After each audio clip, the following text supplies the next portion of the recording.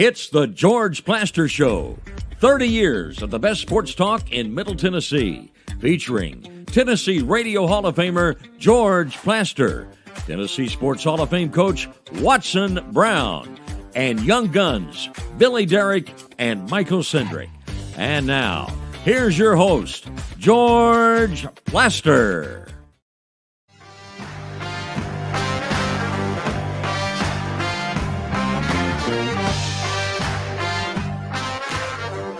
Hello again, everybody. Welcome in.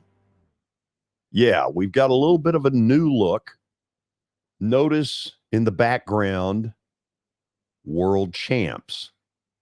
Now, that one goes back to 1995, but nonetheless, it is a staple of a Plaster rec room. We begin the show today by introducing everyone involved. And we begin, of course, up on the plateau with Coach Watson Brown. Watson, thank you for being with us. Oh, it's an honor, George. Thank you. Is it really? Yeah. It's a little distressing that 10 minutes before we go on the air, you take the kind of cheap shots at me about last night's LSU pick over Florida. It tells me that you are nothing but a front runner and only behind me win or tie. It's the pot calling the kettle black, man. If you're telling me I'm a front runner, holy cow.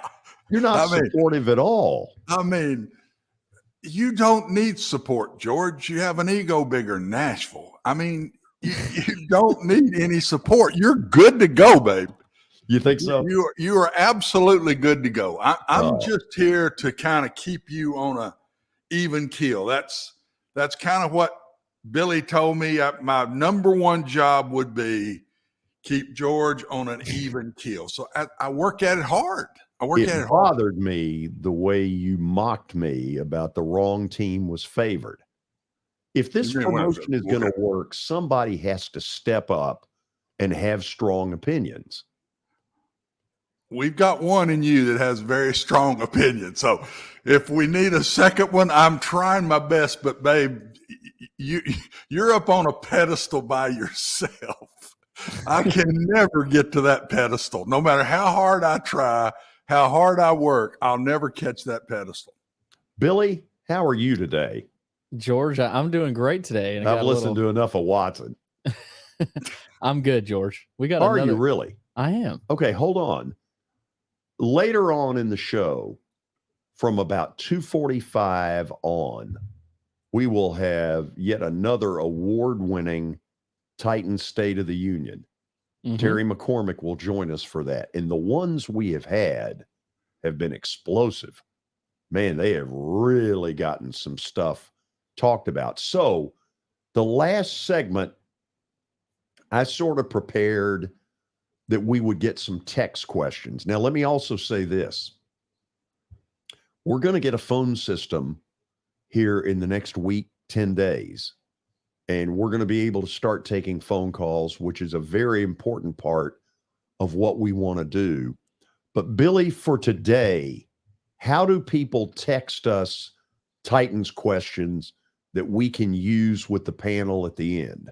So all they got to do, George, wherever they're watching, Twitter, Facebook, YouTube, everywhere you're watching, there's a comment section. So just type those questions in there and they'll show up. I'll see them and I will relay those to y'all and they'll be ready to roll. Okay, that's what I need today. I need a little audience participation. Oh my God, there is a fourth person involved in this.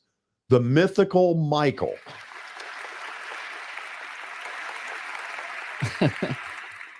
That's Michael Cindric. Michael played 6 years of college football, tried to play a seventh and an eighth, and the NCAA basically said, no, either go to BYU or your career's over. Welcome to the show. I guess I should be welcoming myself to the show, but that's a great introduction there, George. Isn't it? Though? Thank you. I really appreciate the affirmation. Yeah. So you just left Harding with 2 doctorates, a master's, yeah, and whatever. Graduate. Yeah. I mean, whatever. Doctor. Please. Doctor of what? I guess what I need to figure out is which side am I going to play? Because it seems like Watson and Billy have been pushing you down a little bit. And I can't tell if it needs to be 3-on-1 here or if you need a little bit of help. I don't need your I help. don't think the ego needs any help. What do you think, Watson? Zero help. Okay, No help. so tell people a little bit about you. Okay. Don't take long, about 30 seconds. From Arlington, Texas, and went to Harding for 5.5 years, was redshirted there, and then COVID gave us an extra year of eligibility. The Division II season was canceled, and so that pushed everything back, and just got done there with my master's, and now finally here. It feels like we've been talking about it forever. You were a wide receiver there. I was. Mhm. And here comes your smirk. Before you even say anything, I'll beat you to the punch. Okay. We were a triple option team, Mhm. and I thoroughly enjoyed it. Yeah, I'm sure you did. How many balls did you catch? I could care less about that. I don't think you really care how many balls I caught. I want to know how I many think- you caught. My I used to get on Willie early in his career. He scored like 120 points in 4 years at Vandy. He announced one day that he and Matt Freege, if you combine their point totals, would be number 1 and 2 in Vanderbilt basketball history. Freege scored like 2,000. And so that went over really well. Yeah. How many balls did you in catch? my career. Yeah. I think I got to 10. 10. How about that? Wow. They really trusted you, didn't they? Wide receiver, not number 1. Watson, couldn't they have thrown it to him a little more? It's hard for me to get on coaches. I'm not real good at that. Michael must have been one heck of a blocker. Watson, you know the two easiest places to coach from? The stands and the couch. I got a lot of coaching from this guy right here throughout the years. That and a dime wouldn't buy you a cup of coffee in today's world, buddy. That's right. Great. Listen, it's wonderful to have both of you involved. Such positive influence. No daily Titans update anymore, but Michael is in here. So how did you all decide? Because truthfully, you put this thing up without my knowledge, the Braves deal. Yes, we did, George. I thought it would look great back there. We can't see the whole thing, but I thought you would like that. Yeah. So it was a lot closer to mandatory than you think. We've got your Preds down here too. Right down Yeah, here. we may have to do a little adjusting around. the Preds need some love today. Well, they do. And we'll get to that here in a few minutes. Do you have an update? I do, George. Are we ready for the update? Oh, yeah. Because we've got the big Titans State of the Union coming up. Do we need like some sort of trumpet for the update? I mean, I've got the clapping hands. We could. So I mean, something that sounds good. I'll see what I can do. Like capital cities. Dun, dun, dun, dun, dun, dun, dun. You know what I'm saying? No. Was okay. it before 2000? No, it's very recent. Okay. Anything before 2000, I'm not in on. So yeah. All right, let's get into it, George. College basketball last night. Tennessee defeated Vandy 77-68. Vanderbilt had them in the first half. They had a 2-point halftime lead, but Tennessee sort of put the hammer down.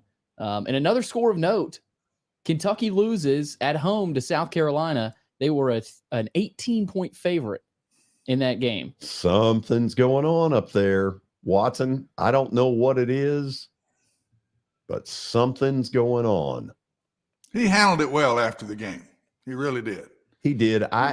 He basically said the fans have every right to be on me and our program right now, and it's not up to Kentucky standards. We all understand it. He handled it first class. I was proud of him because I've seen him not handle some of that kind of stuff before. But last night he was calm, and that was a tough loss. Now, geez. Oh, it was. Well, first of all, they were awful. Yeah, South Carolina is dreadful. That's a team Tennessee beat by 45 over the weekend. Yeah. Let me ask you this, and obviously the next couple of days with the college basketball insiders and then Mark Griffin on Friday, I'm going to ask them this question. If you're Texas, aren't you reaching out to Calipari to just say, are you tired of the pressure? Oh, there's pressure there too now. It's not Kentucky pressure, but how many times you hear me say this, George? I don't think anybody can put pressure on a coach that cares more than he puts on himself. So that's the way I feel. I can see it in Coach Cal's eyes, man. He's hurting. He wasn't good at the end of last year, and he's not good now. So pressure to me, you can't add more than the coach himself puts on him if he's a good coach. If he cares, it's a coach that cares. While you were home, who were the names you heard rumored at Texas? You're asking me? Yes. With football. There's no one else in that seat. I think for wow. I think for Chris Beard's replacement, it's got to be. I feel like I've heard all SEC names. The Arkansas and Alabama head coach. Yeah, they're both. They seem like the front runners for that. But it's a weird year of college basketball. We were talking about that last night of just some blue bloods that are typically dominant. Have struggled out of the gate. Kentucky, Duke, Gonzaga. Not that they're not good teams, but they've really struggled out of the gate. They haven't just been as dominant as we usually see. There are 3 people that I would put a call into to maybe gauge interest that are not those names you put out there. Calipari, Billy Donovan, and Jay Wright. I wonder what's going to bring Jay Wright back in. Or maybe he really might be done, but it felt like when he left, the NBA was the rumor and not another college basketball location. But I could be wrong with that. But I think this is all about NIL and transfer portal. I think he just threw up his hands and said, I've had enough. Yeah. What else we got, Billy? George, DeMar Hamlin has a status report. After more than 9 days in 2 hospitals, Hamlin was discharged from Buffalo General Medical Center. He's now back at home in Buffalo with his family. He went through a series of comprehensive medical evaluations as well, in a series of cardiac, neurological, and vascular testing. So, 9 days. This is a miracle. Watson, this is going to be a movie. Oh, it's way past a movie, George. It's unbelievable. Amazing. It's an unbelievable story, and I just can't imagine the relief in mom and dad's hearts and minds just to have him out of the hospital when a week ago didn't know if he was going to make it to the hospital. Yeah. It's an unbelievable story. Remarkable. No doubt about it. And George, Lamar Jackson is also in the news in Baltimore. It looks like he's a major question mark to return to start the playoffs. He was not present during the media viewing of today's practice, and there had been some optimism last week that he might come back. But all of a sudden, he's not looking too great at this moment. So we'll continue to keep track of Lamar Jackson heading into this weekend, but you got to believe they might need him if they want to beat the Bengals. So, Michael, when you hear this story, how much practice would a Lamar Jackson need to truly be ready for what he's about to walk into if he did play Saturday? Yeah, I think there's some guys that really can be on lighter practice and just strap it up and go. But when you've been out for now over a month, there's some rust there. It's one thing for a guy to be able to play on a Sunday and really go through minimal practice and then strap it up again on the next Sunday and be okay. But when you miss 5 weeks, you've got to think, just even with the receivers, there's got to be rhythm that's off there. That's something you practice in the off season that a lot of times you don't even see is really ironed out until week 4 or week 5. And so to take a 5 week hiatus and then come back, I'm doubtful, especially with how the Bengals are playing too. They could trot him out there, but even Lamar Jackson, even if they come out there, I'm not believing they're going to go beat the Bengals at the speed and the quality the Bengals are playing right now. What's the next one? Next one, George, Tua Tagovailoa, Miami Dolphins quarterback. He's been ruled out for Sunday's wildcard game against the Bills.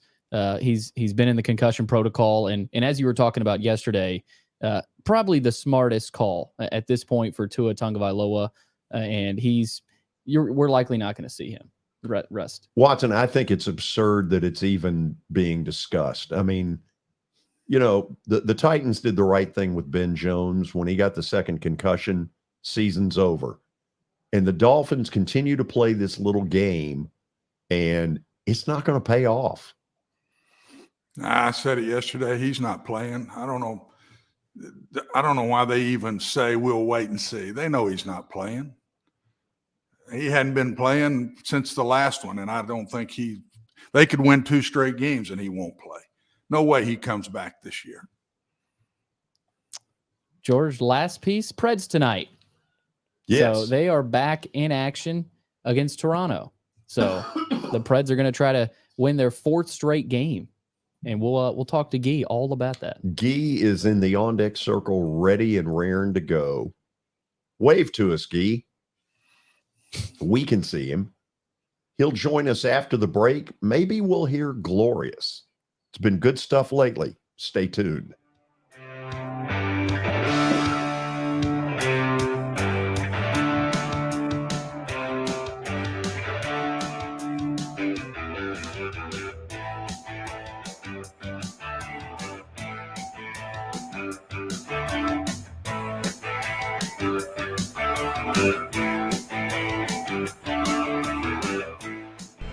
How am I going to get to work?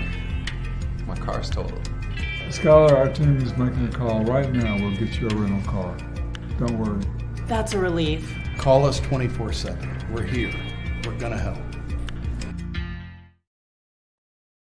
Year number 2 of the Plaster and Friends Celebrity Bowling Night was awesome. And the reason is simple.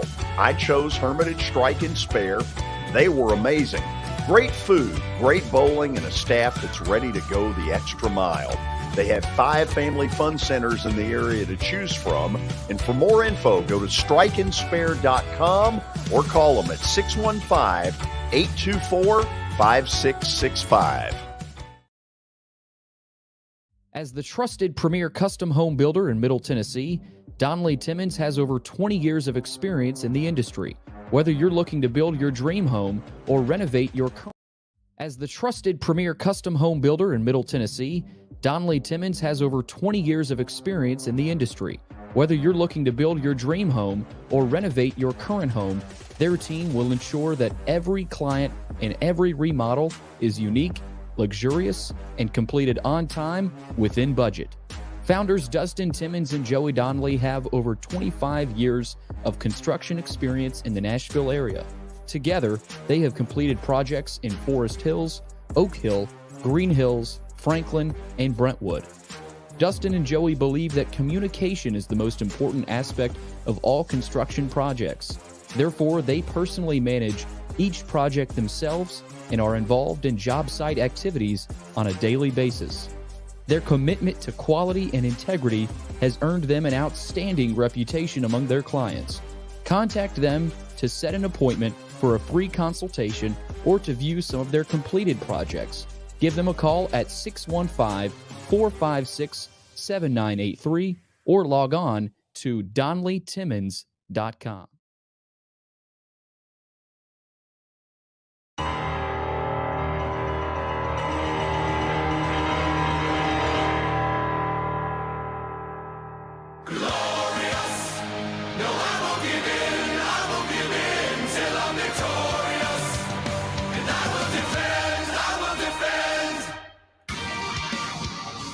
Well, it's the first time this season that we've really needed to use the word glorious. Turn it up. Oh, yeah, you got that right. So all of a sudden, this team has found something. I don't pretend to know what it is. That's why we have Mark McGee join us each and every week. Guy, how are you? I'm doing great, George. You're looking very Preds in your gold sweater. I'm wearing a yellow sweater. I got a purple striped shirt, though, so it's more Lipscomb than Preds right now, I guess. Since I'm doing it from Lipscomb's campus, I guess that's good. So it'd be easy to say, well, one thing that's gone on is UC has gone back to being UC, but that's not all of it, is it? Well, you got some more offense happening right now too. You've got some guys who are picking it up. Forsberg's had some good is getting a lot of points right now, and so he has one or more points in his last several games. And you got Deshane's doing well. You've got Matt Deshane's kind of coming up and doing well. You've got guys like Lazan who are playing well. Good. Everybody, a lot of the offense guys are contributing. Defense is still not as strong as it should be, even though they're coming off the shutout against Ottawa. The defense could still be stronger, but offensively they've really picked it up. But you kind of, UC Sarles is the reason. And they're going, and not to correct Billy, but they're going for the fifth straight tonight, fifth straight win. Oh, there you go. And they're seventh. Get your facts right. And their seventh game with points in a row. So they're on a hot streak right now. So, Glorious is the proper song to be singing with them right now. They're right back in the thick of things. They're fifth right now in the Central with 44 points, and they're one behind the Blues. Okay, hold on. Don't give away this big graphic we've got. Oh, I'm sorry. Watch closely. All the stuff. Come on. If you remember, about 3 weeks ago, we put this graphic up, and they were like 12th in the division, and they were 9 points out of the 8th spot. They weren't anywhere close to anything. Now, take a look at this thing, and where is it? There is it. Look how close they are. I mean, basically, Guy, it feels like Minnesota, Calgary, Edmonton, St. Louis, Nashville, Colorado, 6 through 11. 3 of those teams are going to get in, and 3 are not. And all of a sudden, the Preds are at least discussable. Yeah, definitely so. Definitely so. I think that St. Louis has been up and down. Edmonton, for lack of a goaltending consistency, Jack Campbell's not been what is consistent in goal for them. They got 2 great scorers on the team that they just not able to play. The goaltending is not that great. Calgary's also had some off nights lately, so they're not unbeatable teams. They could easily leapfrog those teams right now. Like I said, Edmonton can't really find its way, and Calgary's kind of blustering right now. Minnesota's the one that you got to really watch. Minnesota has been playing really well. Seattle can't lose. They play everything like every game they play, they win right now. So the Kings are strong. All right, third, right? So I don't know. It's gonna be interesting to see how it all comes out. 8 teams are going to go, and they're right there in the thick of it right now. So here's the part that has caught people's attention. They go on a road trip that I thought had a chance to bury them. At Carolina, you wouldn't have given them a nickel for their chances. Nope. Go to Washington, you don't like their chances there. Now, they thoroughly dominated Calgary a couple of nights ago, but this is a 5-game road trip, and Guy, they've got a real shot, especially how bad Montreal is, of going either 4-1 or 5-0 on this trip. Well, Toronto's playing tonight without Austin Matthews, their major star and major scoring leader. So, I mean, he's not going to be able to play tonight. It doesn't look like. I think the last report I heard, he's out for tonight. So that's a big plus for Nashville. I think that's a big thing for them. Bobby McMahon's going to be pulling up for Toronto. He's never played an NHL game before. It's a little bit of difference there between Austin Matthews and Bobby McMahon. So it should be interesting to see how they play against Toronto. Toronto does well at home, though. Toronto's got a really good home record, and so we'll see how they do against that. But this is like you. I think Montreal is should be not necessarily an easy win at Montreal, but Montreal's a very beatable team. And I think if you say 4-1, if you come off this with a 4-1 record, that's a heck of a performance. Oh, you'd take that and never play it. Oh, yeah, definitely so. Definitely so. That was a pretty big murderer's row there, Carolina, Washington, especially. So, Watson, say hello to Guy. Hey, buddy, you doing okay? Doing good, doing better. Yeah. So everything's working out a little bit now. So, yeah. I hadn't seen any of these games, Mark. So, what coaching-wise, philosophy-wise, are you seeing a difference in what they're doing in this trip over what we've been doing up till this trip? He's not changed anything. They're just performing better. They're just performing better and more consistently offensively. That's the big thing. They get the defense going again. That could be a real plus for them. But the offensive guys are coming up. Terran Janot's kind of popping back up again. He had a nice play the other night against Ottawa. The guys are the offense is distributing again. Lazan's doing well. As I mentioned earlier, Duchesne's perking back up, and Forsberg and Yossi both are playing up to their capabilities right now. So, that's what you got to have. Like I've said so many times, hockey's not an individual game. You got to have. Goalies make a lot of difference, but you got to have a team effort, and that's what they're getting right now, especially on offense. They seem to, by watching, all I can do is kind of watch the box scores as the game goes on. And in all these games, to me, Guy, they've gotten off to real good starts. They have, which has not been a top characteristic of this team. So what in the world you think has made that big change? Because that's what I see as the big difference. Well, I think they looked at things and said, no, we're almost out of this. We don't perk up here. We're almost out of the playoff talk, much less the playoff position. And I think that maybe that perked them up a little bit. But fast starts on the road are key, and they've had those. I think the Ottawa win is probably – the Washington win, the Carolina was especially great, and the Washington win was a good one, but as well. But Carolina was an outstanding one. But I think the Ottawa game the other night, the shutout, which was UC Sarle's first shutout of the year, I think that that was probably about as big a key win as any of them. So, so I think the Ottawa win was huge in a lot of different ways. It kept them right in the middle of the pack where they want to be right now as far as trying to get that last playoff spot. Help me with a goalie. We talk this all the time, and we say, well, he's hot. He's playing really good right now. Is that him, or is that better defense around him? Are we protecting him better, Guy, that what you can see? Because I hadn't seen any of these games. I understand a guy getting hot, but it's also maybe the most team game of any I've ever seen in my life, and as hockey is our defense. Are we philosophically surrounding him better, or are we covering him better? We not been giving up the fast break points from a turnover, or what are you seeing there? Well, the defense is not playing as great as it should be right now. So defensively, he hasn't had a lot of help, especially in recent games. It's been mostly an offensive situation. His Saros, 61 saves the other night, and then 38 as well. He's got 102 saves out of 105 shots. You can't play much better than that. And he's always been a good player. He's the all-star this year. He's up. He already talked about him as possible Vezina finalist. So he's a great player, shortest player in the league as far as goaltenders go. But he's got reaction. He makes the moves, and when a goalie gets in a groove, they get in a groove. It's not a quarterback or a pitcher. When they get in a groove like that, that's hard to beat them. And he's right now in that groove, and he's the reason. You talk to anybody, he's the reason that they are where they are.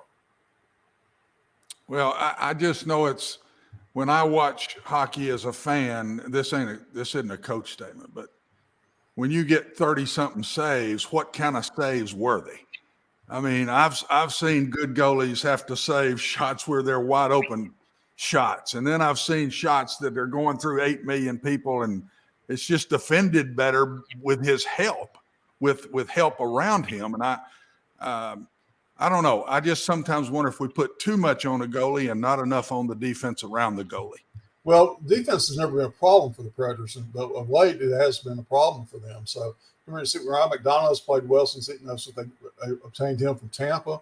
But overall, defense has not been as strong as it normally has been, and so it's really put a lot on Saros' shoulders, UC Saros' shoulders to do that. So, good goaltending goes a long way in this league. You don't want to put on one player; it's a team sport. But if you have a good goaltender, it doesn't matter what you have in front of you. Okay, this is a big moment. Michael, you get to ask your first question.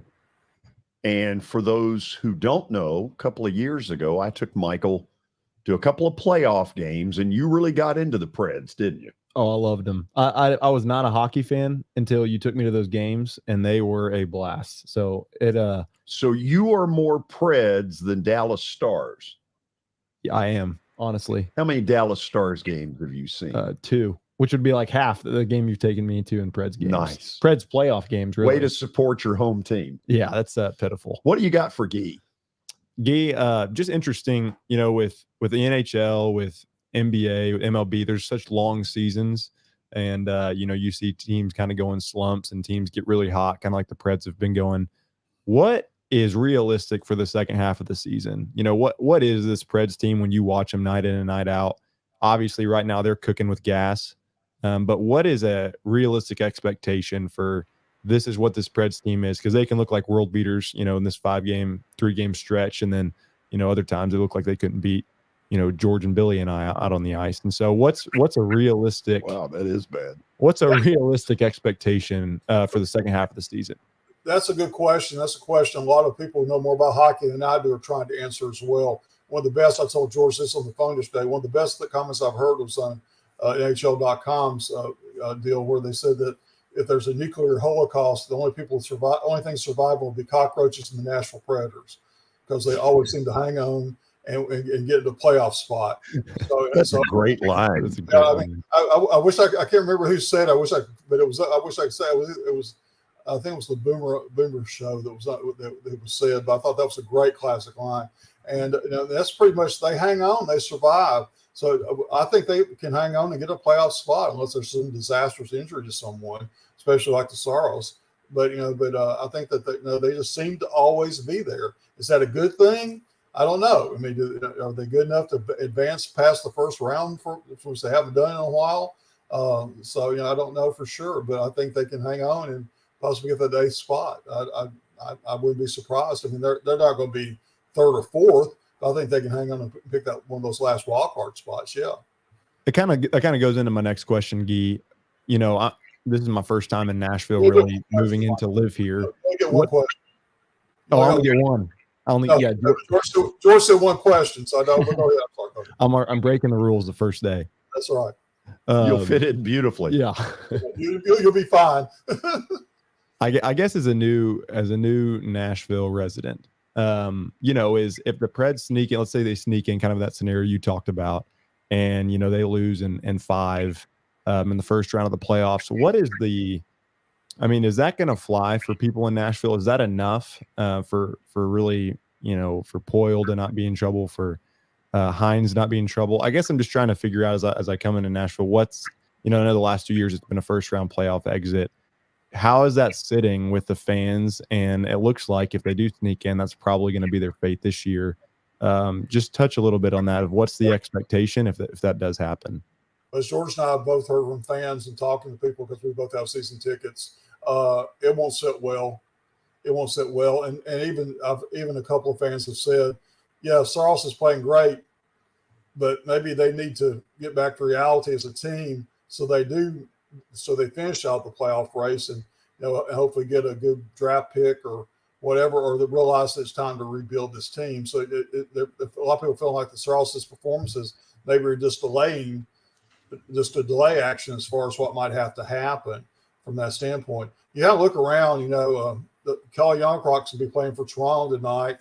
Kevin Fiala is playing lights out for the Los Angeles Kings. Of course, he went to the Wild before he went to the Kings after he left Nashville. And Eli Tolvanen is after seeing for 3 weeks as a healthy scratch with Seattle, has got 5 points in his last couple of games. So, I think that really Poyle didn't think that Eli Tolvanen would be picked up on waivers by anybody, and he got surprised. I think that Seattle was the 24th team on the waiver list, and they got him. So 23 teams passed up on him. So maybe Poyle thought all the teams would, and they didn't from that standpoint. So it's going to be interesting to see how it all works out. It really is. But I think that barring anything unforeseen, injury wise, I think they like I said, they probably will limp in as the eighth or 7th spot, and then go from there. So the schedule is Toronto tonight, Montreal tomorrow, Montreal up there tomorrow, and they return home on Saturday to take on the Buffalo Sabres. So Sabres are hot, really hot. Sabres are playing really hot right now. That'll be an interesting test. Guy, as always, thank you for the visit. Appreciate it. Glad to do it. Good to see Watson. Like to see you too. So you guys behave. Talk to you all later. That's Tennessee sports writing Hall of Famer Mark McGee joining us here on the show. Watson, do you know what's coming up? Nope. Really? Oh, This would be because I didn't call and tell you. I have no idea what's coming up. So. Oh, it's going to be a long Titan State of the Union. Oh, you starting it now? Oh, we're starting early. Okay. Yeah, we've got a lot to cover. So are you ready? Ready? Michael, you ready? Let's go. Excellent. All of you, stick around. I'm going to want some of your participation in this by way of text questions shortly. We'll explain how you do that next. Don't go away.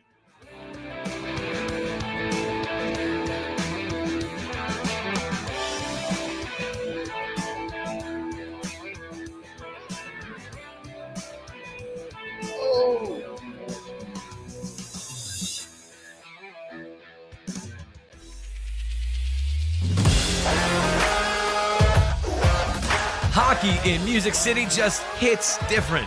It's one big honky-tonk party. It's the sea of gold in the crowd. The goals, the saves, the celebrations. It's an experience like no other. Don't miss a minute of the action this season. Visit NashvillePredators.com/tickets to get your seats today. That's NashvillePredators.com/tickets. And we'll see you at Bridgestone Arena.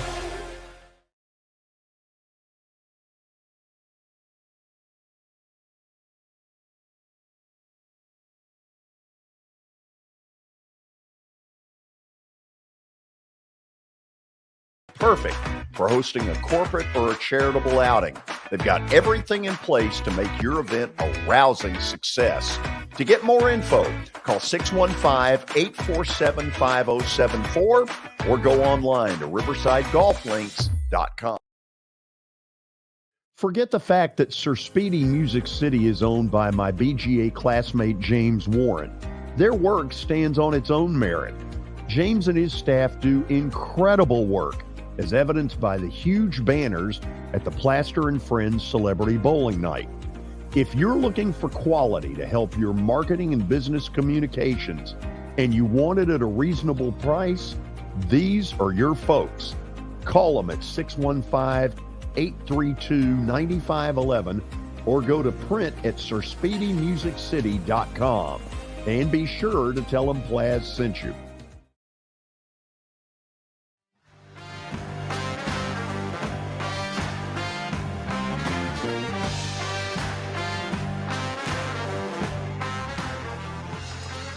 Well, I'm not sure you had to live in Nashville to know that the Titans lost 7 in a row to close the season. There was a point where they were 7-3, and then there was a point where they limped home at 7-10.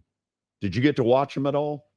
I did. If there were a noon kickoff, I could watch them. We would have all those film and meetings that you always found so interesting, usually starting about 5 o'clock. And so I couldn't watch any of the night games, usually couldn't watch any of the Cowboys, but that was all right.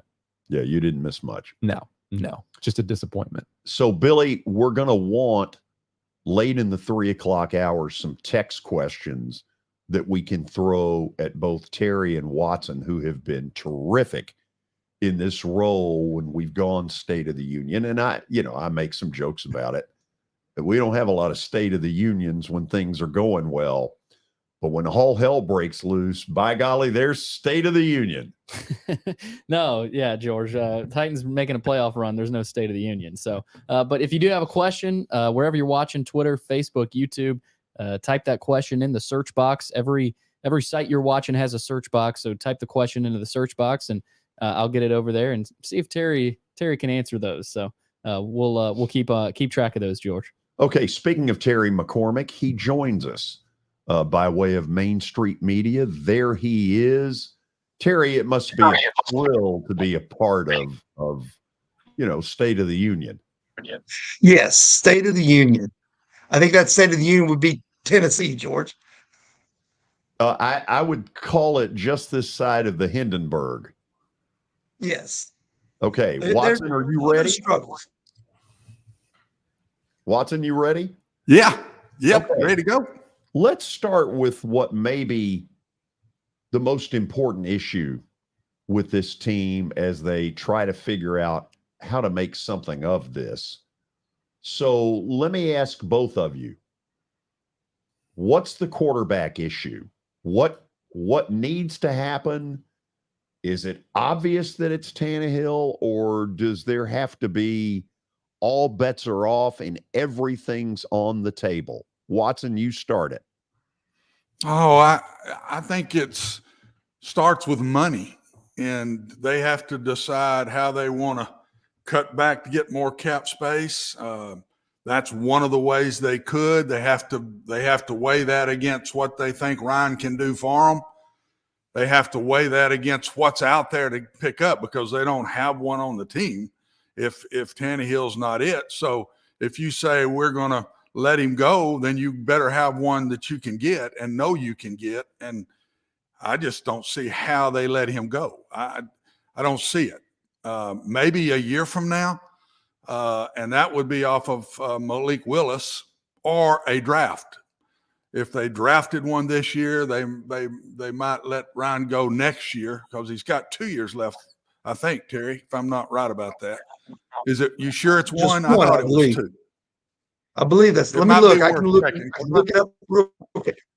Yeah, I thought the NFL Network said he had 2 just recently. That doesn't mean they're right. So I just don't see any way, Terry, that they let Ryan go. I just don't see it. The only way it would happen if they have a major philosophical change, and that's not Mike Vrabel. There will be a change, and we're going to get into that on throwing the football, but they're not going to go pass first by any means. I don't care who they bring in here. Mike's never going to go that route. And so I think quarterback wise, they've got to restructure his contract. I think that Ryan would be fair to want to look into that. But I don't see any way it's not Ryan Tannehill next year. Yeah, I think you're probably right. When you look at, this whole situation, Tannehill has a base salary of $27 million that he is due next year. If they cut him, there would be $18 million in dead cap money. That's according to Spot Track, which keeps track of things like that. So I believe that 2023, according to their figures, is last year that he is on booked, but because their whole year the contract in 2024 looks like, and so they can be out from under Ryan Tannehill after this season. My guess is, Watson, they probably would maybe extend him for another year, or if they cut him, they would make him a post June 1 cap cut and spread the dead hit of 18 million over 2 seasons, with 9 million in 23, 9 million in 24. Yeah, I agree with that. I don't see any other decision if you're going to let him go. I don't see any other decision than that. But Terry, do you feel like I do yourself? Do you think he is the best option and it's really not even close? I think so, simply for the fact that even though they're going to have a new offensive coordinator, the smart money says it's going to be Tim Kelly, who's already on the staff and was the passing game coordinator. He had previously been the offensive coordinator for the Texans and actually got some decent mileage out of Davis Mills in 2021, and you kind of see how he regressed this year. He's kind of the odds-on favorite. There's always a chance they can bring somebody in from the outside. We'll talk more about that later. But I do think that Tannehill probably best fits what Mike Vrabel wants to do at the quarterback position. If you go the free agent route, as we talked about last week, there are a number of guys out there that you can take a look at, like Jimmy Garoppolo, Baker Mayfield, Geno Smith, even Lamar Jackson might be available, but you'd have to revamp everything you do to accommodate him. Same thing that they would have to do probably if Malik Willis is going to be your quarterback in the future. And then the other part of that too is I think that they do make an effort to bring Josh Dobbs back as the backup quarterback for 2023. Okay, you've given me a lot to chew on. Terry, would you admit the hiring of Kelly as the new offensive coordinator, that will hit like a lead balloon? I think it's probably going to, ring all over a lot of things. I would think so. I think when you see names like Cliff Kingsbury or even Bill out there, I think people would prefer a voice coming in from the outside that can kind of inject some new life and some fresh ideas into this offense. Now, maybe Tim Kelly could do that. He came here from Houston last year, and then they kind of kept him under wraps. We did not get to talk to him once after he was hired on to the staff. They never made him available to us as they did the other coaches. So, no, to hide there. But nonetheless, I think you're right. I think there would be a segment of the fan base that would say you're not really trying to change things up. Let's go ahead. Let's do this. We're going to get Terry on by phone. We know we're having some problems with him, and we'll be able to straighten those out by getting him on by phone. Watson, to me, this defeats the purpose of firing Downing because it's just more of the same. I just think he's the passing game coordinator. They were 30th in the league in passing. I don't see how you let one guy go when we were 30th in the league. I think it was in total offense. We were 30th in the league in total offense. So they let the coordinator go. We're way down in scoring, but yet we're also 30th in the league in passing. How do you move up a guy that was in charge of the passing game unless he wasn't in charge? We don't know that. We don't know how much Downing was in charge of the offense, George. We don't. It's never been said. Mike has never come out and said, no, this is all his. I'm giving it to him. I've given him a philosophy and let him go. He has never said that. And I just wonder how much Mike is involved in this. And the one thing I think it says, George, to me, if they move Kelly up and is pretty much we're going to stick with what we're doing. Yeah. I don't think there'd be much change at all if that's what we do. Let me ask you guys this. I would love to ask you guys the Titans are in such an interesting position because they don't have a bad roster, top to bottom. They are better than a lot of AFC teams. But then you also look at who they're competing against: Mahomes, Burrow, Allen, Trevor Lawrence coming up, and that's when you see and you're like, oh, we're so far from that.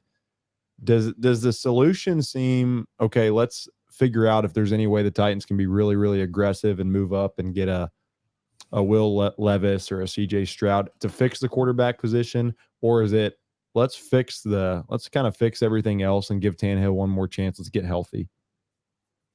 Terry, I know you're back. Why don't you take that one? Yeah, it's interesting. I think that's the whole crux of the matter that they're trying to debate is whether or not to patch things up and, go down the road one more time in a division that's not very strong. You've got the Colts and the Texans both struggling right now. You've got Jacksonville, which is obviously on the rise. But, the question then becomes, if you do that, you're still not good enough to compete with the Kansas Cities and the Buffaloes and the Cincinnatis of the world. And you might even throw the Chargers in there too, who have these franchise quarterbacks already in place.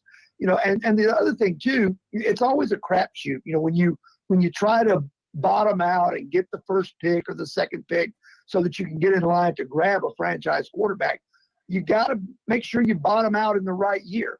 The Titans have done it 3 times, and all three times they've struck out. They struck out with Vince Young because that wasn't a great quarterback class. They struck out with Jake Locker because that wasn't a great quarterback class. And they struck out with Marcus Mariota because that wasn't a great quarterback class. So, until you land that guy, though, you're really in a situation where all you can do is try to make everything else as good as you can for the guy you have. Terry, let me ask this. Is this fair? What was the point of firing Downing if you're going to promote from that same philosophy? Well, part of it is that somebody had to be the scapegoat. Don't you think? No, I get that part, but I mean, isn't this the time to say, look, we're going to open up all avenues. We know we need some fresh ideas. We're saying we want speed, which we have not had. I mean, this is not going to fly well at all. No, if that's where they go, there will be people who are not happy about it. I think when you look at Tim Kelly, a year ago when they first brought him in, the fan base was all excited about his joining the ranks, thinking that he was going to have some input, that he was going to bring the fresh ideas that he had there in Houston, where they'd had a decent offense when Deshaun Watson was the quarterback. But then all of a sudden he kind of gets buried behind Todd Downing here, and nobody sees or hears anything from him. So whoever said a while ago, while I was off, that we don't know exactly, how much he contributed and how much he didn't, is absolutely right. I guess, it's one of those things where if they go with Tim Kelly, you'll have to just kind of wait and see exactly what type of guy you're getting. Because remember, 3 years ago, nobody thought they were doing the right thing when they promoted Arthur Smith, and he turned out to be dynamite. But then when they promoted Todd Downing, it blew up in their face. And then the other thing, George, too, about Todd Downing, don't forget, there's still the DUI that's pending against him. That certainly is a strike against him, given the results of this season. Okay. Obviously, Watson and Terry are the two we're firing all this at. So let me just throw these two out really quick. Watson, you re-signed Dobbs? Yeah, I think that I wouldn't say by re-signing him that means he's the backup. I think you go into April and May and June and see, and let him and Malik Willis fight it out. And I don't think it's going to have much to do with Dobbs. I think it's going to have a lot more to do with Malik Willis. And I think if they feel like it's an absolute toss-up, they're going to keep Malik Willis because that's the one they got the money in. But, yeah, you re-sign him, but I don't think there's any way they're saying he's our backup and we're getting rid of Malik Willis. They're going to give that young man every opportunity, in my opinion, to be the backup quarterback and to be the future star of the team. See, I've felt all along the Titans through their history is hunting another Steve McNair.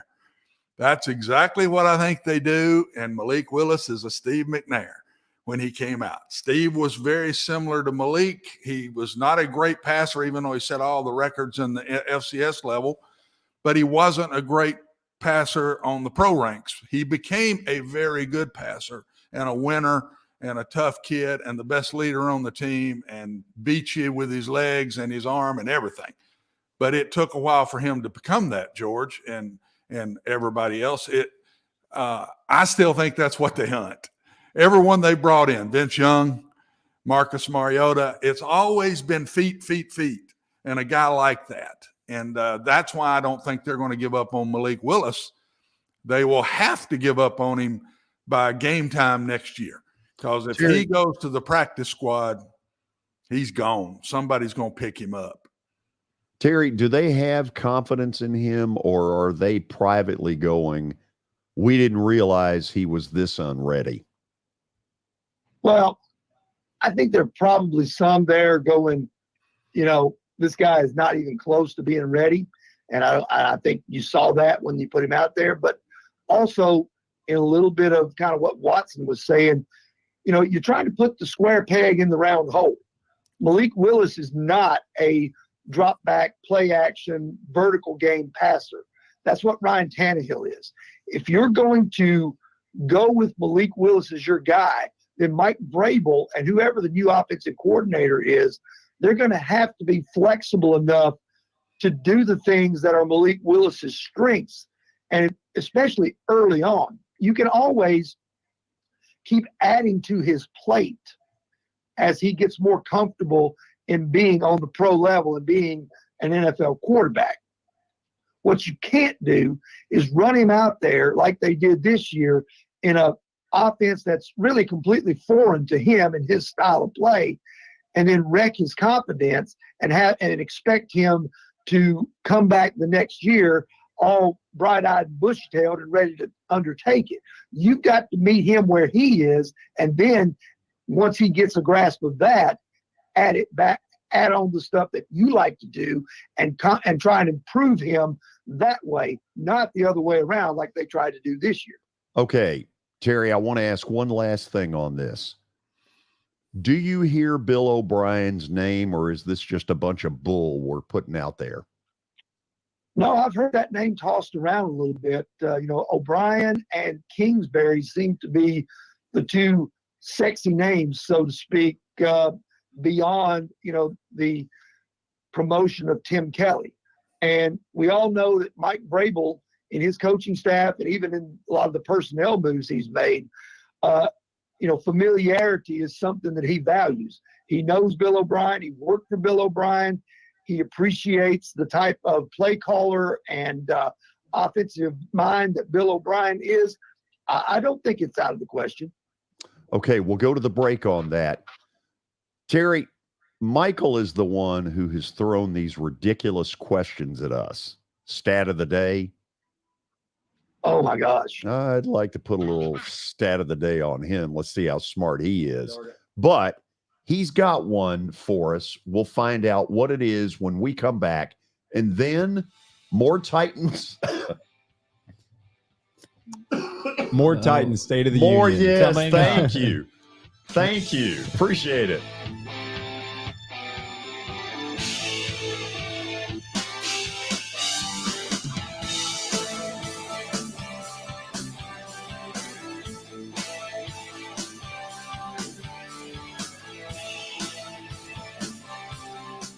Hey, thank you for meeting with me today. The insurance company has made an offer. Already? Wow. They've offered you the entire policy. Thank you, Blair.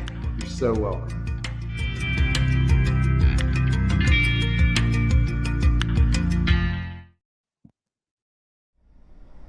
Jody Jones has as nice a dental facility as you'll find anywhere. Let's go in and take a look. Are you in the market for a new dentist? Maybe you're new to Nashville?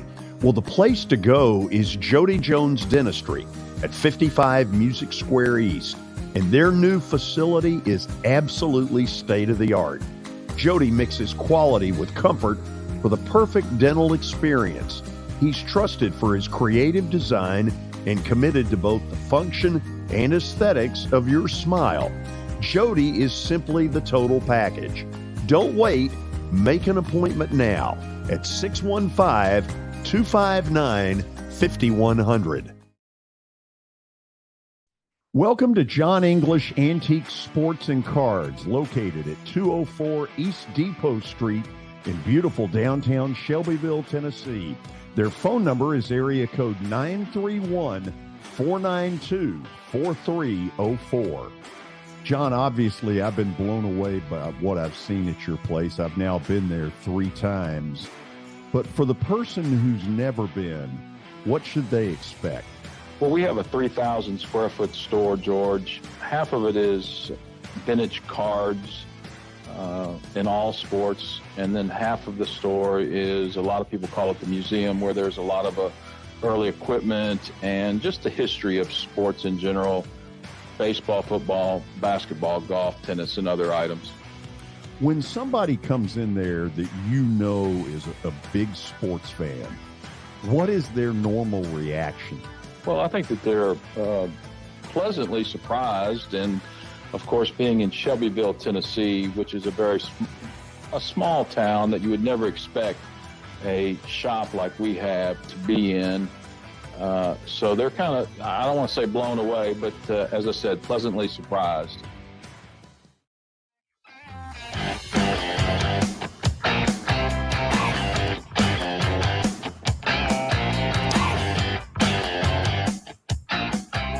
Welcome back into the George Plaster Show. It's now time for Stat of the Day, and it is brought to you by John English Antique Sports and Cards. You can find them in Shelbyville, 204 East Depot Street. They're open Tuesday through Friday from noon to 5 and Saturdays from 10 a.m. to 5. Give them a call at 931-492-4304. That's 4304. Okay, let's check out what Michael's got. Well, hold on. Let's. Where are you getting this junk? You don't need to worry about that. Excuse me? You don't need to worry about where I get it from. You just need to answer the question. I don't always like the questions. Well, Watson doesn't always like the questions. Did you invent stat of the day? No, you did. You did. And you should be very proud. Your family should be really proud of that. It's the only thing they're proud of me for. How's our son doing? Well, he invented stat of the day. Sponsored by John English. Yeah, no question. So let's look at whatever Michael has thrown out. Oh, here. no. You didn't see it, right? Saw a little bit of it. Oh, okay. Act like that didn't happen. Okay. Oh, such a great Watson, question. This guarantees we're going to get 50% of this. All right. Since 2000, only 2 out of 12 head coaches who have jumped from college to the NFL have a winning record in the NFL. Who are they? Okay. You mean they never were in the NFL prior to this? So they can't be NFL coaches prior to this. They were not NFL coaches prior to this. NFL head coach is correct. I believe that one of the answers is Jim Harbaugh. That is correct, George. Yes, because I saw it. It's ridiculous. Terry, anybody coming to mind for you? So does that prevent Pete Carroll from being an answer then, since he had coached in the NFL previously? Correct. It does prevent him. As crazy as this sounds, it might be Nick Saban, because I do believe he had a slightly over 500 record when he was the coach of the Dolphins. Nothing to write home about, but I do believe he was right around 8-8, 9-7 for a couple of years. He was 9-7 in the second year. I don't remember what the first year was. Watson, as you look at this question, you got any thoughts? No, I don't. Nick Saban would probably be the only one that comes to my mind, because most all the ones I think about had bad records. I mean, Spurrier, Holtz, most of the ones that came back were in the league before and went to college and came back and did real well. Y'all want to go with those Saban's two? the only one I can I'll give a think of. hint. I'll give a hint. It's not Saban. And we have talked about him in the last hour. We've talked about him in the last hour. Pecorine, UC Soros. That didn't get you anywhere. Who have we talked about? This is going to really stump him. You know, I don't like It was either on the one screen. of y'all. It was on the screen. I only saw one. Okay. Terry, right, you got anything you want to end it with? Will you give us a clue as to what team it might be that he coached either in college or the pros? I mean, we've that talked only a sorta couple give it coaches away. in the last hour. That sort of give it I away. feel like my hint was pretty good. Okay, let's go Bill O'Brien then. What the heck? Yeah.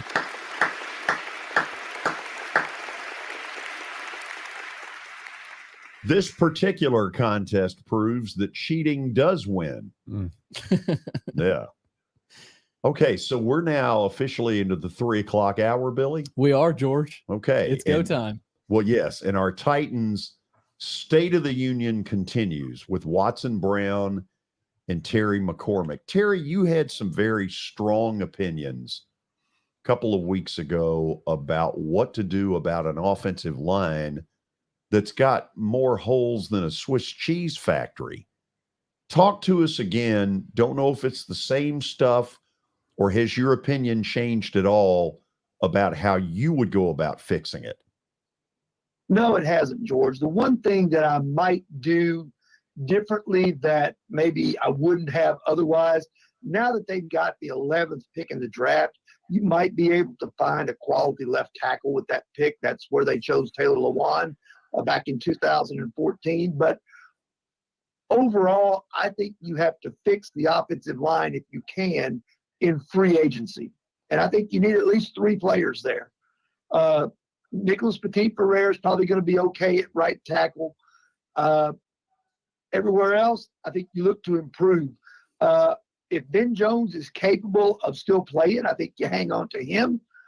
But, he's very much a question mark because of having 2 concussions, in a 1-month span that ended his season. And there are a lot of people speculating that he may end up having to retire.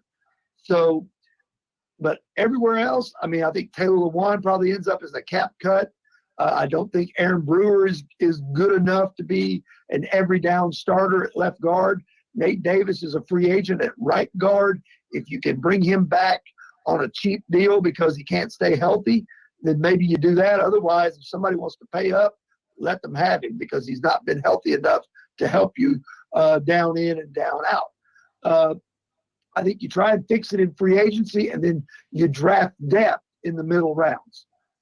Watson, whether it's similar or another variation, where are you on this? I think it starts, to me, you start with philosophy. What do you want? What we've brought in is run block guys. That's what we've done. And we've just been one of the worst pass protection teams in the league. We were 5th in the league for most sacks with 49 this year. To me, whatever you bring in, they got to be a pass protector. You can't win in the NFL if you can't pass the ball consistently and win a Super Bowl. And I think make sure everybody you bring in, whether it's free agent or through the draft, and it's going to have to be both. I don't think they'll trade much, even though we do have depth in the defensive line to trade if we wanted to. Our defensive line depth is, I think, number 1 in the NFL. And we've got a lot of players there and money in those positions. So that would be the place they could possibly trade a defensive lineman for an offensive lineman. But we've got to bring in pass protectors, guys. We all our inside guys that we bring in are run blockers, and we haven't had good pass protectors in the middle. And Taylor Lewan was a solid pass protector, but our right tackle, who was it we had, Terry, that was decent? I thought, was it Conklin or Kelly? One of those two. Who was Conklin? I thought he was decent, and we traded him. We let him go. And I just don't think we've had a mindset of bringing in pass protectors and making sure, yes, they are good run blockers, but yes, he is a good pass protector too. That philosophy has got to change before you start talking about the names or the draft or free agency, I think, that you bring in. Maybe I'm wrong. That's just the way I feel. Terry, is there a scenario where what Vrabel may try to do is hire Kelly as his offensive coordinator so quickly that he beats a GM coming in saying, hold on a minute, big boy, we got some things to talk about. This is an organizational decision. It's not just you. Yeah, that's interesting. I mean, I think most people think that the GM spot is going to be filled first, but that may not necessarily be the way that they go, especially if they, are set on Tim Kelly getting the job. Now, they can't just rubber stamp it and say, here, it's your job, because they have to go through the Rooney Rule and protocols and things like that now for coordinator positions as well. So they're going to have to interview multiple candidates before they decide on who becomes the new OC. But you would think that they would work from the top down, that you would want your GM in place, and then you start working on the coordinators, then you go to the position coaches. You would think that would be the way that they would want to handle this. Terry, is Vrabel at the point where, he calls the shots? Really, it's hard to imagine, with the respect that Vrabel has around the league, that there's going to be a general manager who's technically his boss that suddenly comes in and starts calling the shots, even though that's his job. Well, I mean, it just seems like it'd be like, I'm not going to compare Vrabel to Bill Belichick, but it's hard to imagine replacing a boss of somebody that's going to also come in with that authority. Am I off on that? It seems like what Vrabel wants in Tennessee kind of happens. Yeah, I think it's headed in that direction. I think John Robinson had the ultimate say. He kind of had the run of the building, second only to Amy Adams Strunk, it felt like, when he was the general manager. And now they haven't said as much, and they never really said that with Robinson, although it was pretty evident. But it kind of feels like that what Mike Vrabel wants, if it something he feels is going to benefit the football team, they're going to do what they can to try and give it to him. I think in name, at least, I think the GM will probably be on even footing, but it wouldn't surprise me if Mike Vrabel has the final say on a lot of things, maybe that he didn't have final say on before. Yeah, one more. It also seems like offensive line and wide receiver, at least speed on the perimeter, has been the constant theme watching the Titans of where they really struggle. Some of that is injuries. What do you feel like is easier to rebuild in the offseason with free agents versus the NFL draft? Do you feel like it's easier to draft receivers? They're a little more ready to play. What's your kind of take on that? There's some receivers, I guess, from free agents and draft prospects, but what seems easier for the draft versus free agents? Well, a few years ago, I would have said free agency.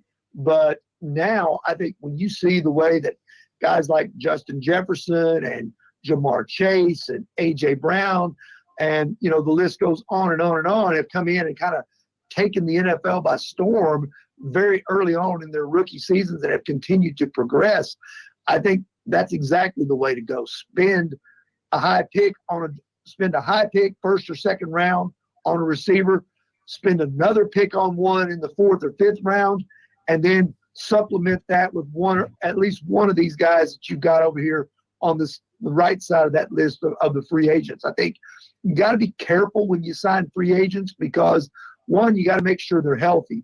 Two, you got to make sure that, they still have a lot of life left in them, that they're not just, a body. It's not a name. They brought in Julio Jones. He turned out to be a name. He wasn't close to being Julio Jones that had played in 2015 for the Falcons and been a superstar. Same thing with Robert Woods. He was a solid number 2 receiver for the Bills and the Rams for a number of years.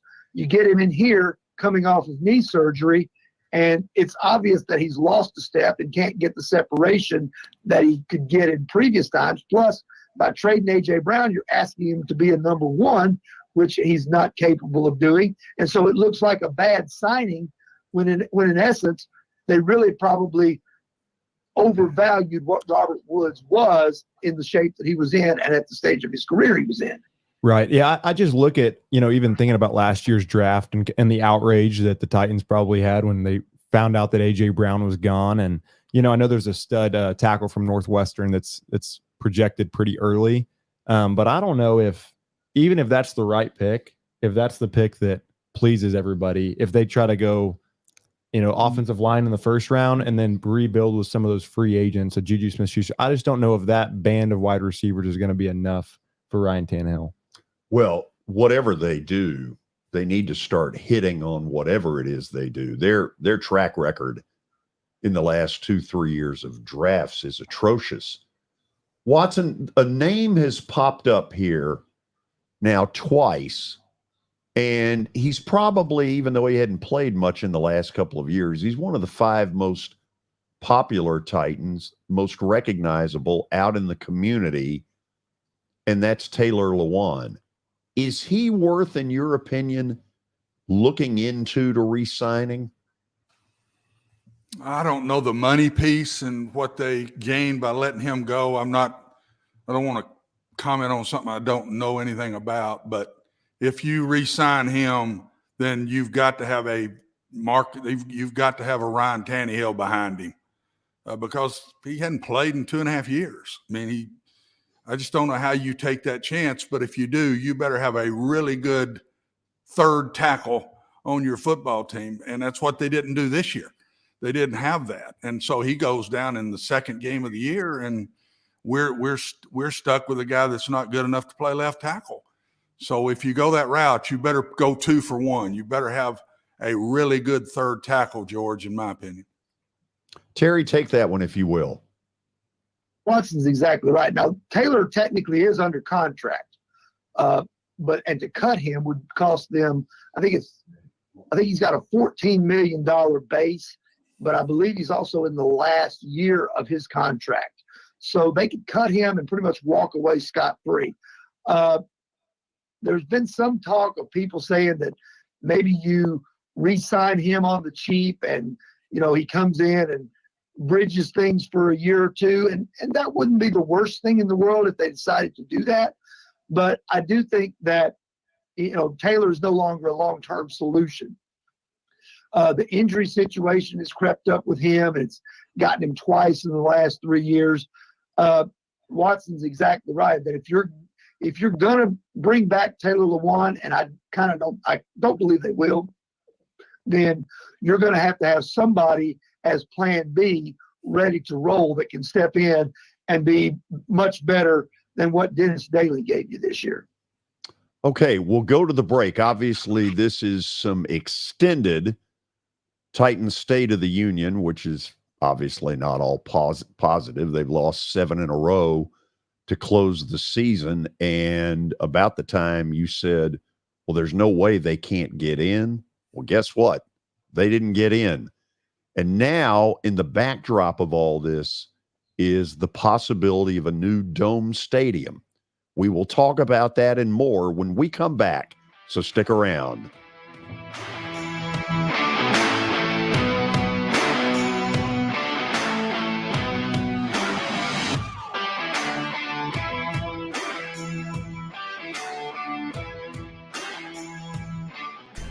How am I going to get to work? My car's totaled. Skylar, our team is making a call right now. We'll get you a rental car. Don't worry. That's a relief. Call us 24/7. We're here. We're going to help. Year number 2 of the Plaster and Friends Celebrity Bowling Night was awesome. And the reason is simple. I chose Hermitage Strike and Spare. They were amazing. Great food, great bowling, and a staff that's ready to go the extra mile. They have 5 family fun centers in the area to choose from. And for more info, go to strikeandspare.com or call them at 615-824-5665. As the trusted premier custom home builder in Middle Tennessee, Donnelly Timmons has over 20 years of experience in the industry. Whether you're looking to build your dream home or renovate your current home, their team will ensure that every client and every remodel is unique, luxurious, and completed on time within budget. Founders Dustin Timmons and Joey Donnelly have over 25 years of construction experience in the Nashville area. Together, they have completed projects in Forest Hills, Oak Hill, Green Hills, Franklin, and Brentwood. Dustin and Joey believe that communication is the most important aspect of all construction projects. Therefore, they personally manage each project themselves and are involved in job site activities on a daily basis. Their commitment to quality and integrity has earned them an outstanding reputation among their clients. Contact them to set an appointment for a free consultation or to view some of their completed projects. Give them a call at 615-456-7983 or log on to DonnellyTimmons.com.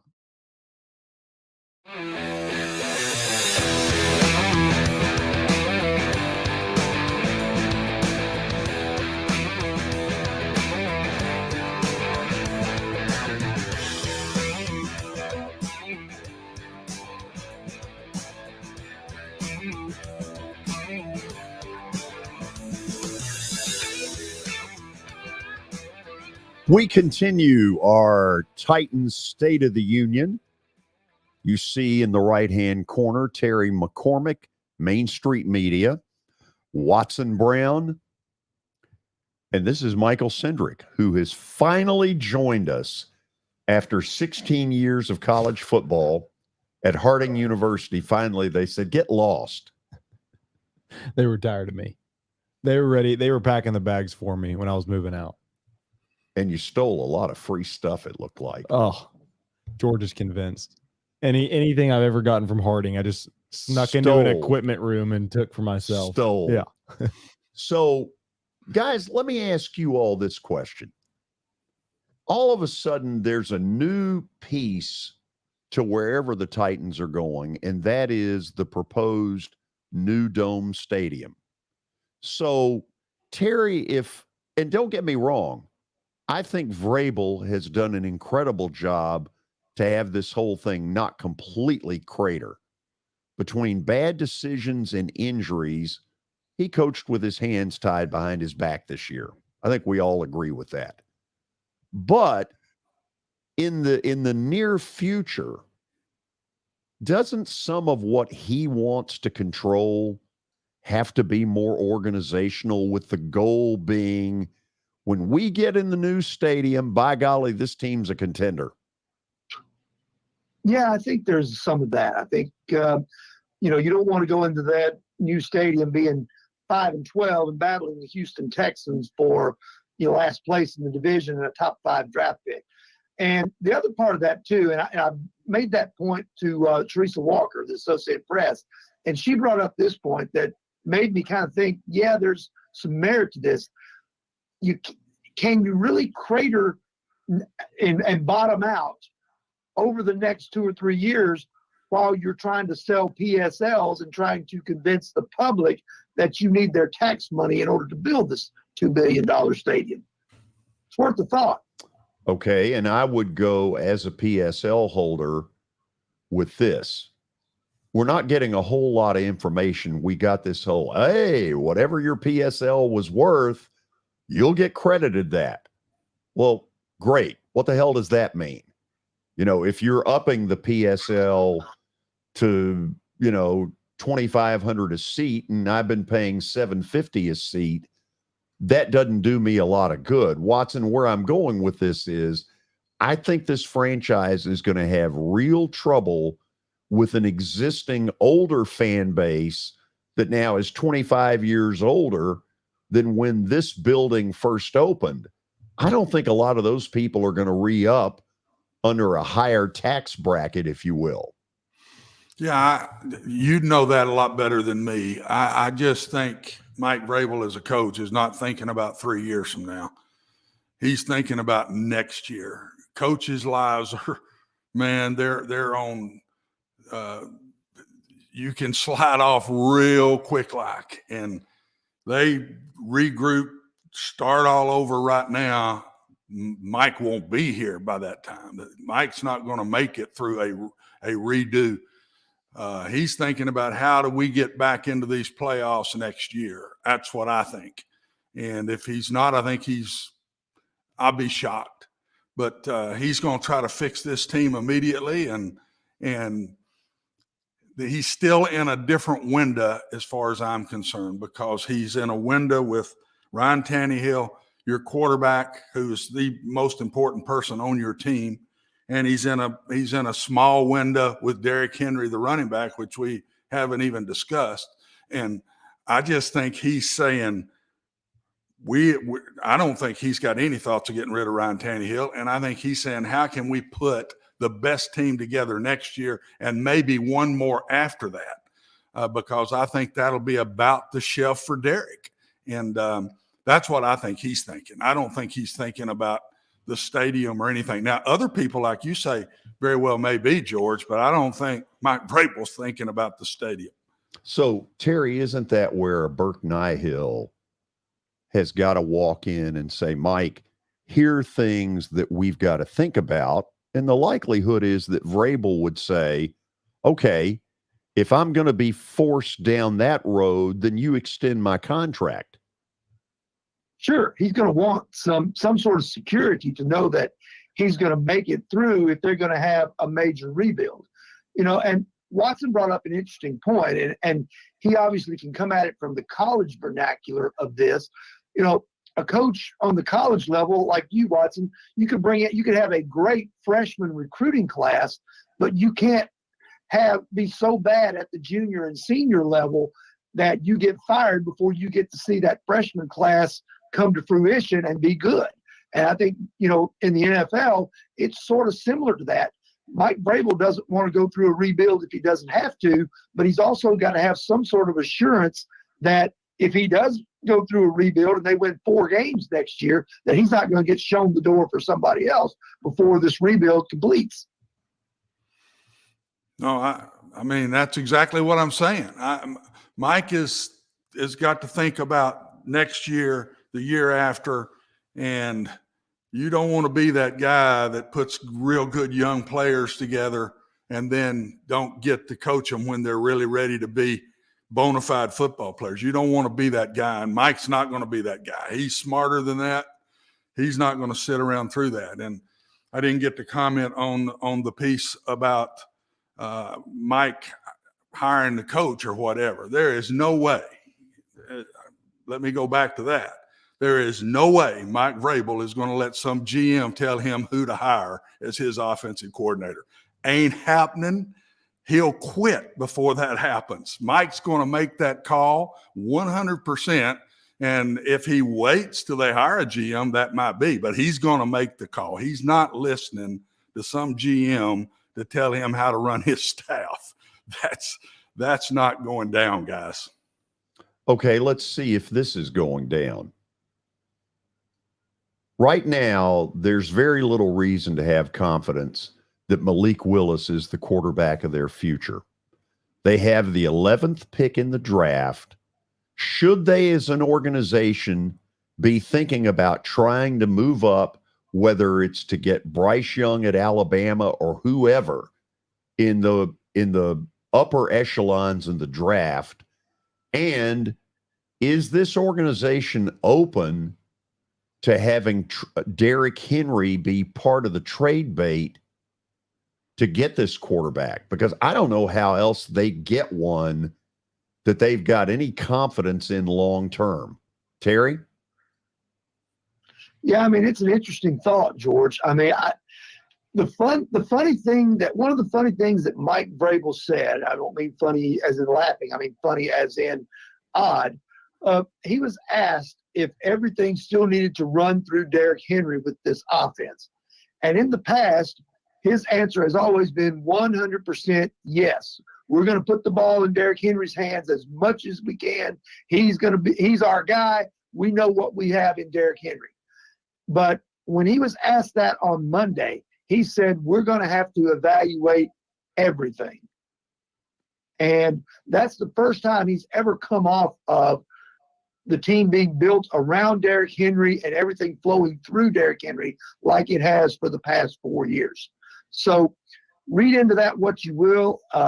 I think Derrick Henry is going to be here next year. I think I'm with Watson. I think that Mike would probably prefer to run it back by adding some pieces on the offensive line and at receiver and a few other places on defense and giving it one more try with Tannehill and Henry and company.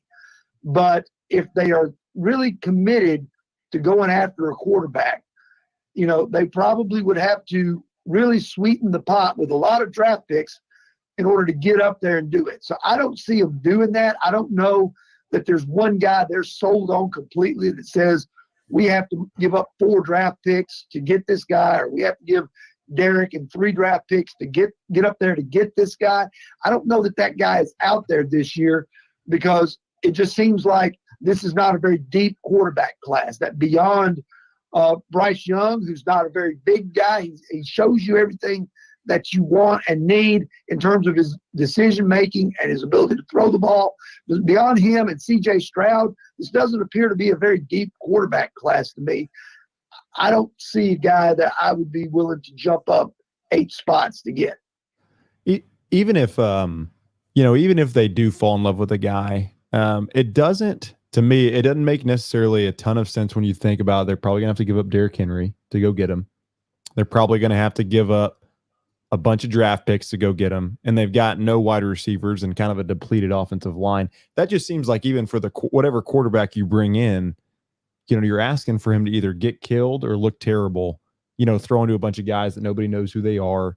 They don't have the staple of their offense the last several years. It just seems like it might be, I don't know, maybe patch up everything and get, whatever Titan team ready for when that new quarterback does step in, that the offensive line is bolstered up. There's better receivers, but it seems like the cost is so high to go move up and get one of those quarterbacks if they're in love with them that you're kind of setting up the quarterback for failure as well.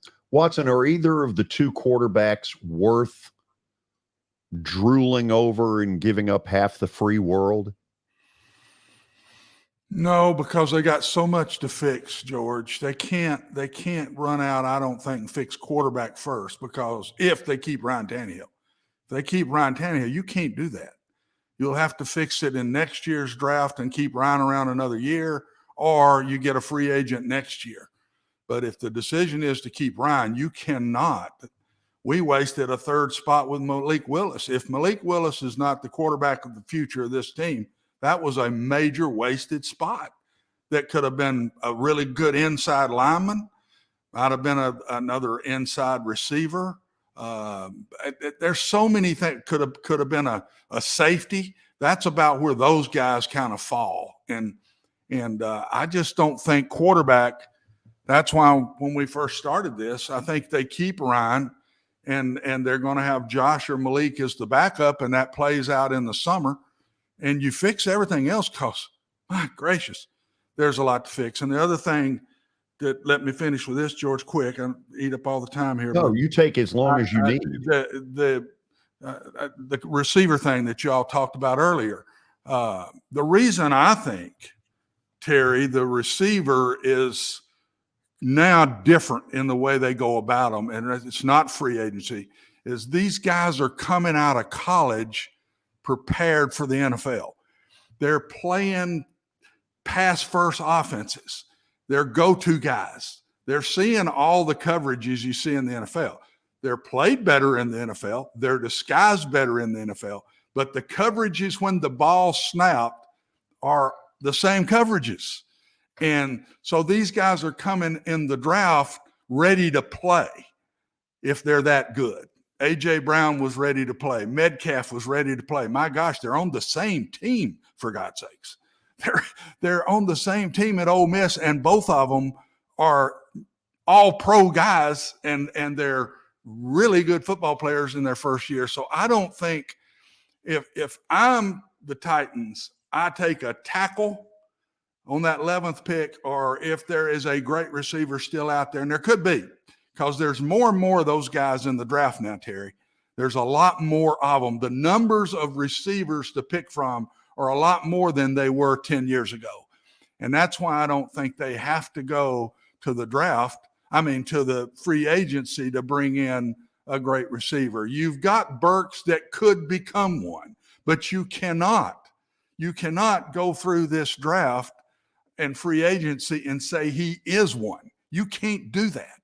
You've got to go get one to me. And then if Burks comes through, man, you've upped your status big time. You've got a tight end that can really play, at least play catching the ball. I'm not sure how great a blocker he is yet, but catching the ball. You go get a great receiver through the draft or free agency, and then you got Burks that comes through. All of a sudden, this is a total different animal by next fall. But I don't think you can think quarterback in this draft. I think you've got way too many things to fix. I agree, Watson. I think that you're exactly right. I think it's a matter of you've got to fix the holes that are there, starting, in my opinion, with the offensive line, which I think you address in free agency. And then maybe, like you said, if the tackle is there at number 11, you put him there. But I don't like rookies starting at critical positions like left tackle if I can help it. Sometimes you can't help it. That's what happened with Taylor Lewan, and he turned out all right. But still, it has to be fixed. And then at wide receiver, you're right. There are too many. The game has changed. There are too many explosive options out there in the draft and in free agency. If there's a good receiver out there, and I've heard some people say that Quentin Johnson of TCU is a guy that would fit exactly what the Titans need, because he could come in and give you a speed element, a game-breaking type of guy right away, Watson. Do you agree with that? Yeah, that kind of guy. It doesn't need to be a big guy. It needs to be a fast guy. Now, he can be big and fast, but you cannot go big first and fast second. You've got to get speed, and we need a fast guy. Hot is a fast guy. Yeah, I was just going to say. He's thin, but he's a fast guy, and we've got to go get just that guy. We've got to, and we can't go another year without a burner somewhere on that field. No, you're exactly right. I think, the other thing you were talking about Burks, and you're right. You cannot say that he is a number one receiver. he could become a number one receiver. But to me, Watson, he's not on an A.J. Brown type trajectory. He's really more on a Corey Davis type trajectory, if you want my opinion about it, because Corey Davis came in. He didn't make a great impact right away. He flashed here and there, made a few good plays, was also nicked up and hurt a lot like Traylon Burks was his rookie year. So if you've got to go find that guy, and then if Traylon Burks becomes the second coming of Corey Davis, you're set like you were in 2020 when both of them were balling out and playing great. Yeah, I agree. Terry, I want to throw one hand grenade your way. So a couple of days ago, Mike Vrabel got rid of most of the offensive staff, right? Yes. He got rid of 3 coaches on offense. Were they fired because their offense sucked, or were they fired because they didn't elevate Malik Willis one iota from a guy that looked lost in training camp to a guy who looked lost in December when they started him against the Texans? Is that what got him fired? No, I think what got him fired was the fact that even though there were lots of injuries and there were lots of problems with this team, there was very little explosiveness. The protection was terrible, which is what got Keith Carter fired. And what got Todd Downing fired was a couple of things. One, the offense was very vanilla, very predictable at times. And certainly, and this not necessarily Downing's fault because John Robinson traded away A.J. Brown, but they just had no way of manufacturing any explosive plays throughout the course of this year. And I think it was, he happened to be the fall guy for some bad decisions that had been made, but yet he wasn't a great enough play caller to get the maximum out of what he had to work with. We'll get a text question or two and wrap up this State of the Union when we come back. Stay tuned. This is the George Plaster Show.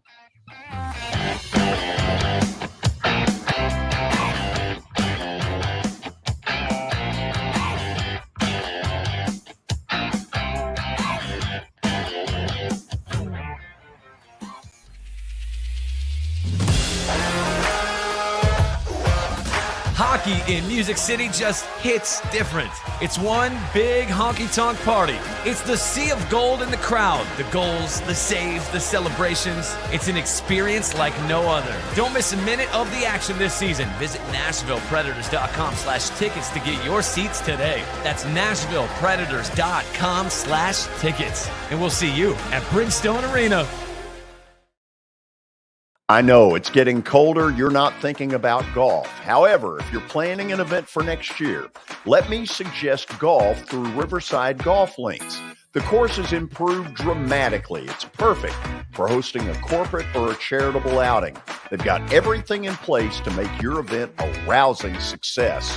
To get more info, call 615-847-5074 or go online to riversidegolflinks.com. Forget the fact that Sir Speedy Music City is owned by my BGA classmate James Warren.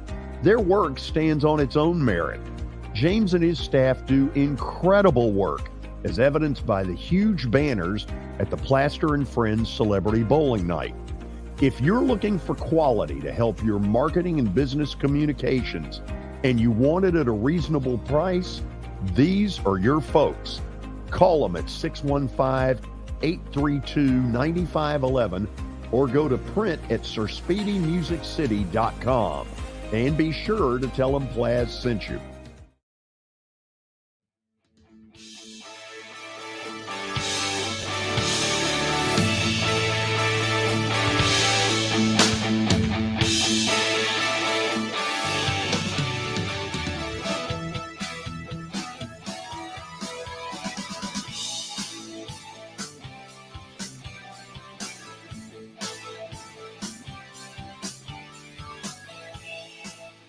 Well, I don't know what we have solved in the longest Titan State of the Union in the history of State of the Unions, but hopefully we have at least forced you to think about some things if you're watching this live or if you watch it later that maybe you hadn't thought of ahead of time. Have you enjoyed this, Michael? It's been very enjoyable. Riveting. Riveting. Riveting, Yes. really. I didn't think I'd hear that. Okay. Terry, you're still there, correct? I am. Where'd Watson go? We've lost Watson. Oh, But there he is. Right as I say that, he comes back. Watson, where did you go? In the ozone layer somewhere, babe. I don't know. Was your brother behind it at all? Not that I know of. But Okay. That's a possibility. It's a running joke we have. Anytime Watson and I have problems with phone connection, I always say, there's Mac. Okay, so you've got a couple of questions for these guys from audience participation. Let me also say this. We're going to get the phone system working here in the next, 7 to 10 days, where we'll have a lot more interaction, which is something I really want to have happen. That's important to me. All right, George, we start with Tony on Facebook. He says, will the new GM, Amy Adams and Mike Vrabel, build for the future or try to go after a title within the next 2 years? Henry has 7 years in, 29 years old, and almost 2,000 the carries to date. So, anybody need to hear that again, or did you get it? Well, I think they got it. I think it's a great kind of question. I think that's kind of what we've been discussing here as to what direction they need to go. Do you tear it down to the bottom and try and build it back as quickly as possible, or do you continue to patch the tires and move on down the road with what you have? And, I guess the question that I would have in that is this. If you patch the holes and you go one more time with this group, how confident are you that you can make your way past the Kansas Cities, the Cincinnatis, and the Buffaloes just to get it deep into the playoffs, much less win a Super Bowl? How confident are you that this group has one more good, solid run in them before the end is near for them? And I'm not sure, right now, even if everything went exactly as it was supposed to for the Titans in 2023, could you make a case that they're any better? No, but I think you can't make a case that they're any better than the fourth best team in the AFC. Watson, I think the answer truly is that this all went out the window the night they traded A.J. Brown. Yep. The only way you fix that is get one. You've got to go get a receiver, period.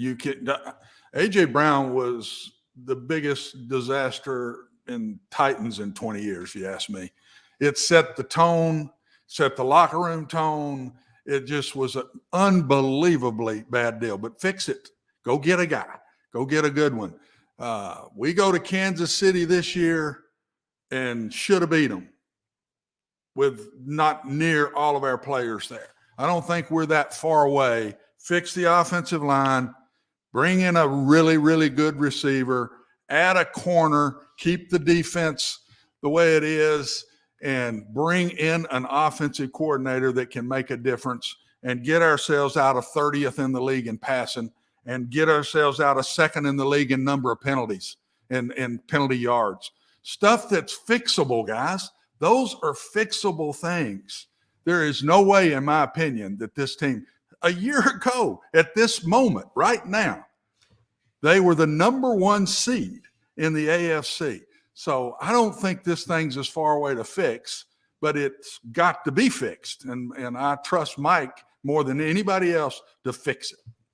Man, that penalty number is, that's reserved for your team, Mike McCarthy.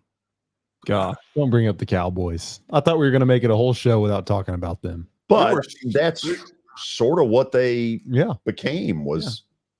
Yeah. That reflects the head coach. Sure it does. If you're highly penalized, and a lot of that stuff is so controllable. And so, that's just stuff. Control what you can control.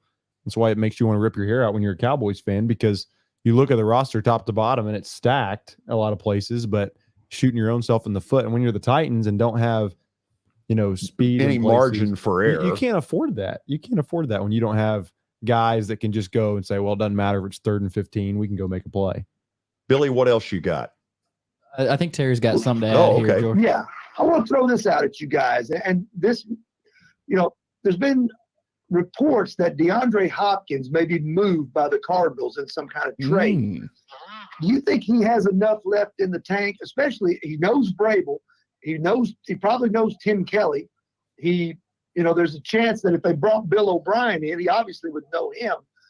Does DeAndre Hopkins tempt you at all to say, well, if they take a 3rd-round pick, let's bring him in and go for it? Okay, but would you admit that there's no way he's going to play for Bill O'Brien? Probably not. But he might play for Mike Vrabel. Maybe.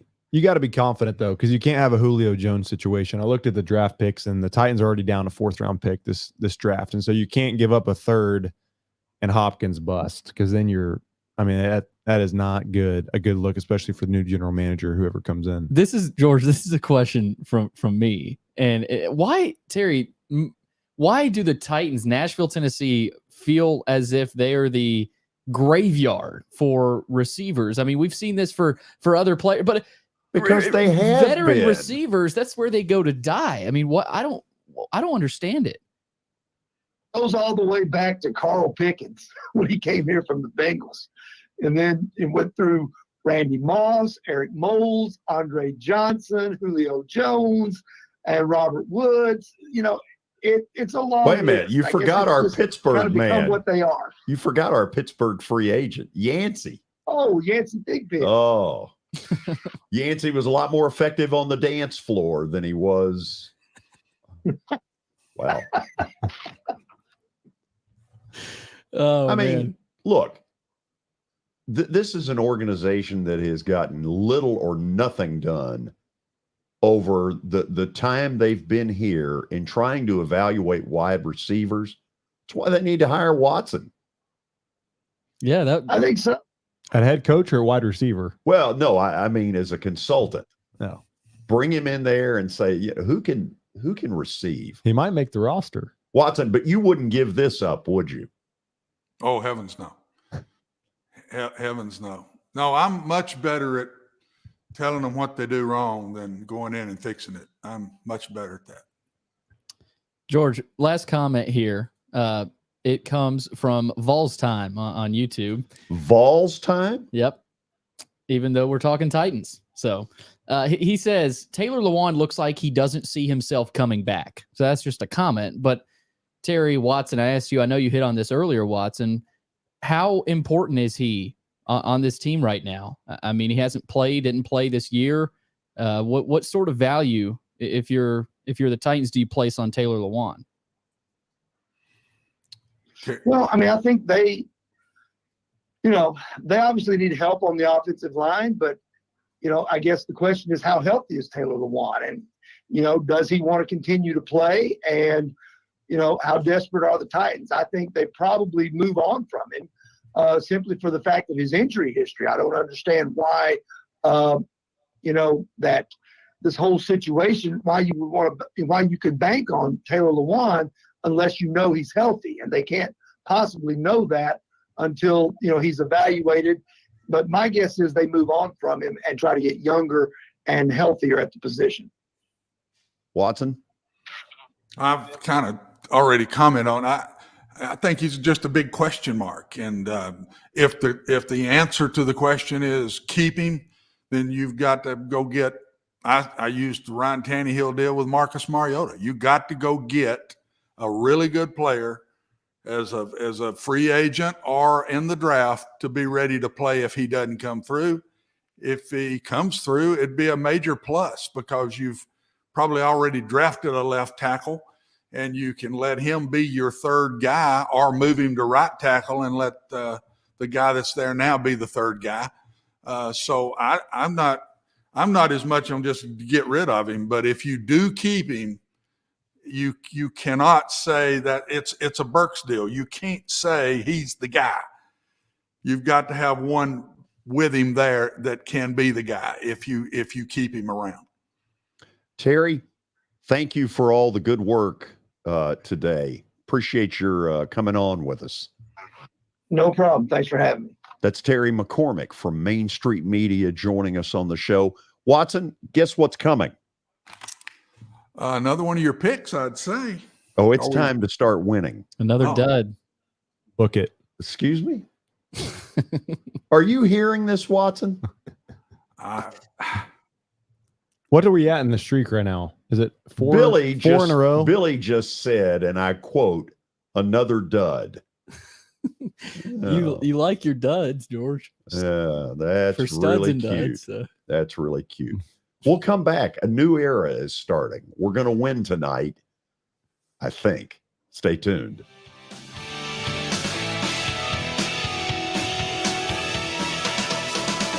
Oh.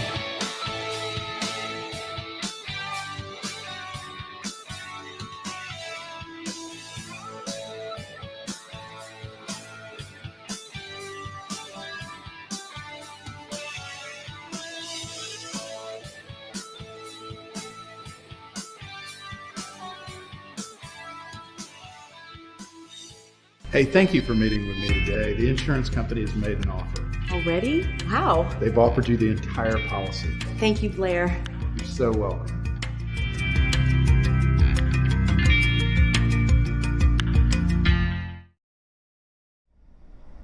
Jody Jones has as nice a dental facility as you'll find anywhere. Let's go in and take a look. Are you in the market for a new dentist? Maybe you're new to Nashville? Well, the place to go is Jody Jones Dentistry at 55 Music Square East, and their new facility is absolutely state-of-the-art. Jody mixes quality with comfort for the perfect dental experience. He's trusted for his creative design and committed to both the function and aesthetics of your smile. Jody is simply the total package. Don't wait. Make an appointment now at 615-259-5100. Year number 2 of the Plaster and Friends Celebrity Bowling Night was awesome, and the reason is simple. I chose Hermitage Strike and Spare. They were amazing. Great food, great bowling, and a staff that's ready to go the extra mile. They have 5 family fun centers in the area to choose from. And for more info, go to strikeandspare.com or call them at 615-824-5665.